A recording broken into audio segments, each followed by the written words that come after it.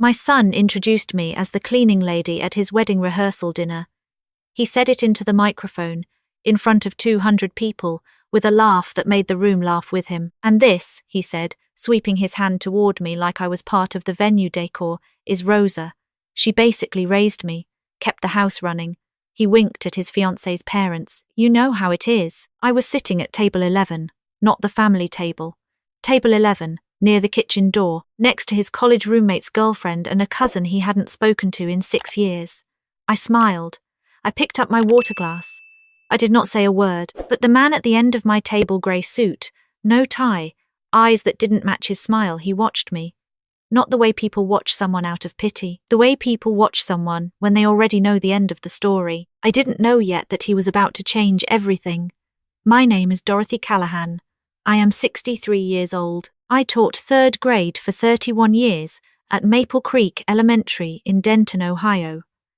I know how to read a room. I know when a child is lying, when a parent is exhausted, when something in a home has quietly broken. 31 years teaches you to see what people work very hard to hide. I did not see this coming with my own son. Daniel is 36. He has his father's jaw and his father's charm, and, I understand now, his father's talent for making you feel like the most important person in the room until the moment he needs you to be invisible. His father, Raymond, died 4 years ago. Pancreatic cancer, 11 weeks from diagnosis to the end. I held his hand when he went, in the hospital room with the yellow curtains, and I thought I genuinely believed that Daniel and I would hold each other up through it. That grief would bring us closer. For about 8 months, it did. Then Daniel met Courtney. Courtney is not a bad person. I want to say that clearly, because none of what happened was her fault. She is 29, beautiful in the way that makes rooms go quiet, and she comes from a family with a lake house in Michigan and a name that opens certain doors. Her father, Gerald, made his money in commercial real estate. Her mother, Patricia, chairs 3 non-profit boards and has the handshake of a woman who expects to be thanked. I tried. I brought a pie to the first dinner, homemade, cherry, Raymond's mother's recipe. Patricia looked at it the way you look at a child's drawing, sweetly, briefly, then away. After that dinner, Daniel called me. "Mom," he said. "You don't have to bring things, just be normal." I asked him what normal meant.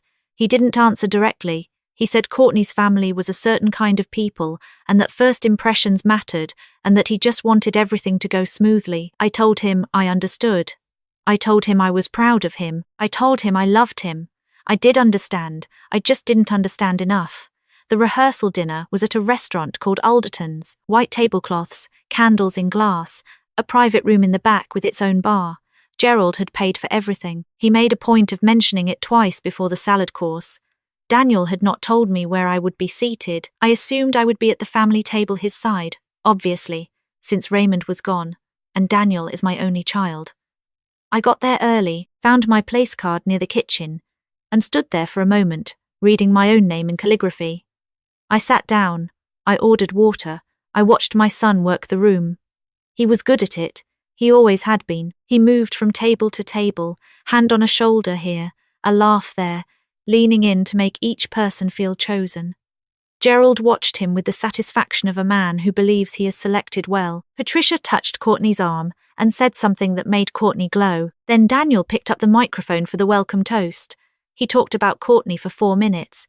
He talked about Gerald and Patricia for 2. He mentioned Raymond, my late father, who I know is watching, and half the room touched their hearts. It was genuinely moving. I felt it myself, that ache behind the sternum that grief leaves permanently. And then he turned toward table 11. "I also want to acknowledge someone very special," he said, and for one moment, one foolish, hungry moment, I straightened in my chair. "Rosa," he smiled. "Rosa kept our house running for years. She was always there, always steady. Some people, you couldn't imagine growing up without them." He raised his glass. To Rosa. The room raised their glasses. I raised mine. The man in the grey suit, at the end of my table, did not raise his. He was looking at me. His name card said Thomas Whitfield. I didn't know who he was.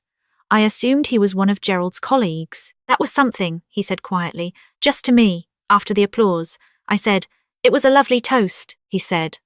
"I meant what he did to you." I looked at him then. Really looked. "I don't know what you mean," I said. He smiled. It was a careful smile, I think you do. I think you've known for longer than tonight. He was right. I had known. I had been knowing slowly. The way you know a season is changing not in a single moment, but in accumulations. The Christmas he forgot to call until 9 at night. The way he stopped asking about my health after Raymond died, as though my usefulness as a grieving partner had expired. The birthday card last year with no note inside, just his signature, Daniel. No love, no mum, just Daniel like a business acquaintance. I knew. I just kept telling myself I was misreading it. Thomas Whitfield handed me his card under the table, not dramatically, just slid it to the edge of my bread plate and left his hand there for a moment until I took it. I looked down.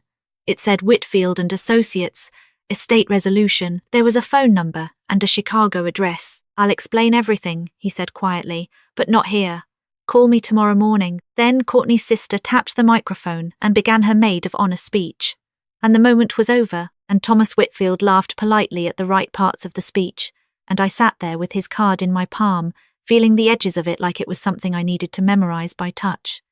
I did not sleep that night. I lay in the hotel bed. I was staying at the Hampton Inn 2 miles from the venue, not with Daniel, who had a suite at the nicer hotel with his wedding party, and I looked at the ceiling and tried to build a shape out of what I knew. Raymond's will had been straightforward. We had done it together, the two of us, with our attorney Bernard Cole, 8 years before Raymond got sick.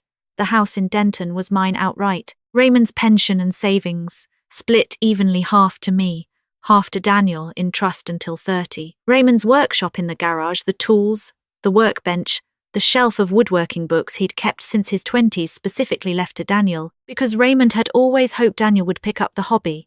Raymond had been sentimental that way. Daniel had turned 32 2 years ago. I called Thomas Whitfield at 8 in the morning.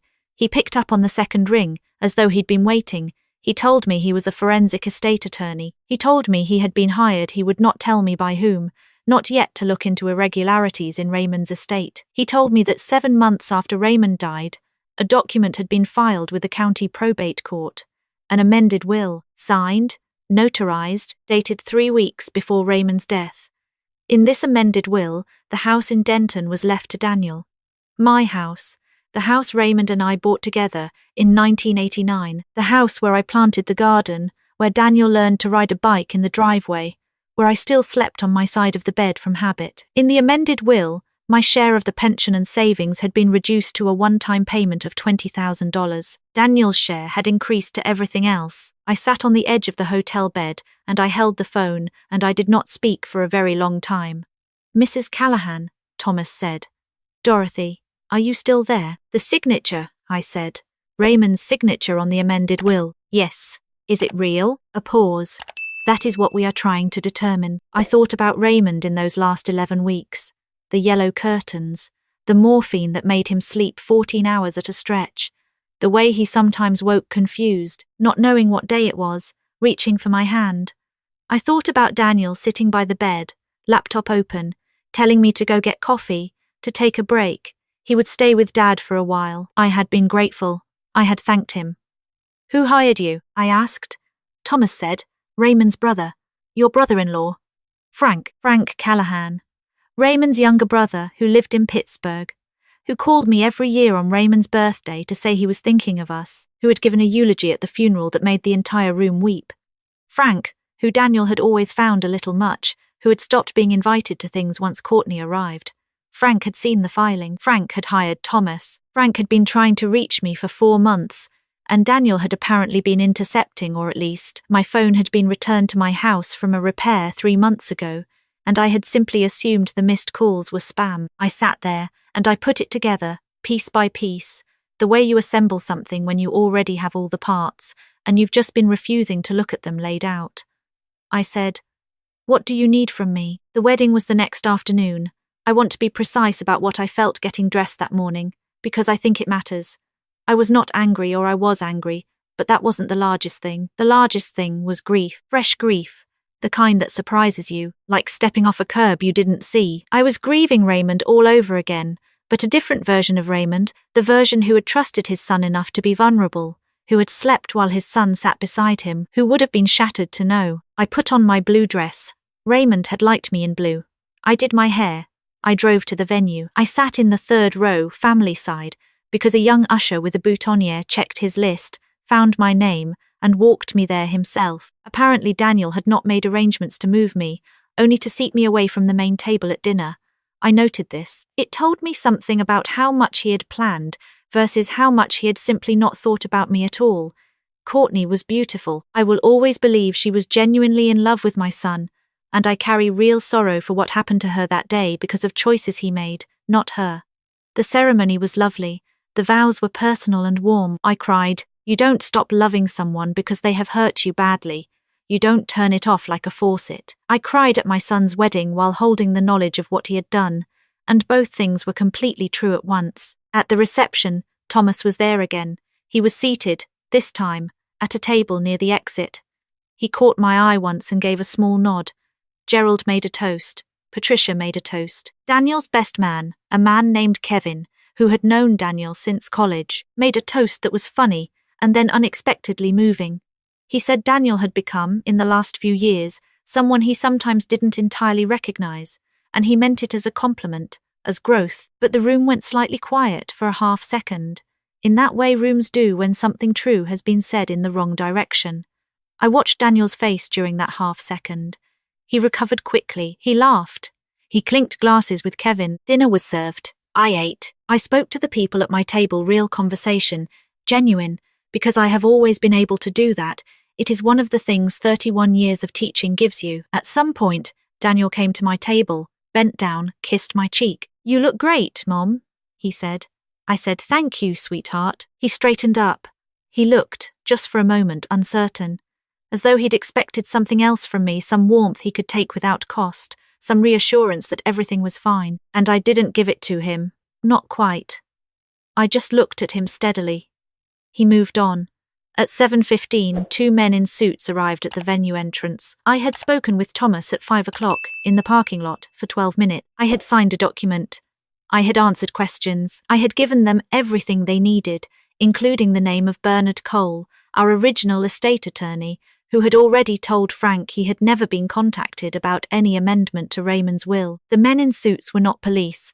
They were investigators from the county DA's office. Thomas had spent 4 months building this, and I was the last piece, the surviving spouse, confirming I had never agreed to, seen, or signed any amended document. They didn't make a scene. That surprised me. I had expected something louder. Instead, they spoke to Daniel quietly, near the bar, while Courtney was on the dance floor with her father. It was a gentle gesture, that timing, though I don't know if it was deliberate. Daniel went still when they spoke to him, very still, the way he used to go still as a small boy when he was caught, that particular quality of stillness that is not calm but its opposite. He looked across the room at me. I was standing by the window. I didn't look away. He didn't say anything to me. There was nothing to say. They walked out together, the 3 of them, and the door closed, and the band kept playing, and for a few songs nobody noticed. Then Courtney noticed. I will not describe what came next in detail, because it is not my story to tell. Courtney's pain belongs to her. Her parents' fury belongs to them. The ripple that went through the reception belongs to everyone who was there, and will carry it differently.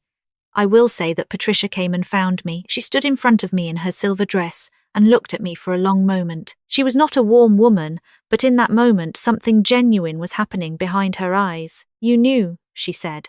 Since yesterday morning, I said. Why didn't you? She stopped. I said, because it was his wedding day, and because I needed to do it right. For Raymond. She was quiet. Then she said, I'm sorry for how we treated you. I nodded. I believed her. Frank flew in from Pittsburgh the next morning.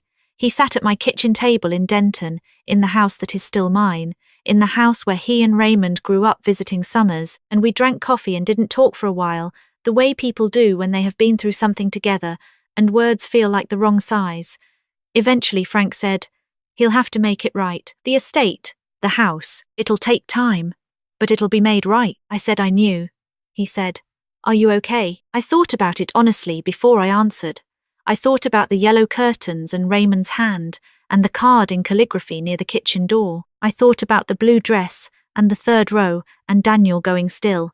I'm going to be, I said. And I meant it. There are things I understand now, that I did not understand before. I understand that loving someone completely does not protect you from them. I understand that the people who can hurt you most deeply are the ones you gave the most access to. I understand that staying silent in a moment does not mean you have surrendered. Sometimes it means you are waiting until you can do something that actually matters. I did not report my son to destroy him. I reported him because Raymond deserved the truth, because the law my husband followed and respected his whole life deserved to be followed. Because I am Dorothy Callahan, I taught third grade for 31 years. I know the difference between what is easy and what is right, and I learnt a long time ago you cannot raise a child to have values and then abandon your own to protect them. Daniel is facing charges. The process is long, and I won't pretend I don't feel the weight of it. Some nights I sit in the living room and I look at Raymond's chair, and I feel everything at once, love and grief and anger, and something that isn't quite peace, but is moving toward it. Courtney filed for an annulment. She sent me a message, brief, just a few lines. She said she was sorry. She said she hoped I was all right. I wrote back and told her none of it was her fault, and I meant that too. Frank calls every Sunday. I planted tomatoes this spring. Raymond always did the tomatoes and I always did the flowers, and this year I did both. And something about that felt correct. Not replacement, just continuation. My third graders used to ask me sometimes, when something unfair had happened on the playground, why bad things happen to good people. I never had a clean answer. I still don't, but I have learned that the question isn't really about why. It's about what you do after. It's about whether you let the unfair thing become the last word, or whether you keep going. I keep going. I am 63 years old.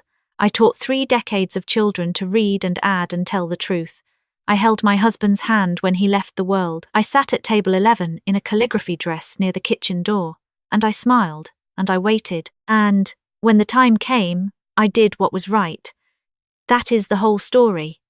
That is all of it. And if you are sitting somewhere reading this, feeling like you have been made small by someone who should have cherished you, I want you to know that small is not the same as finished. Your silence in the hard moment is not weakness.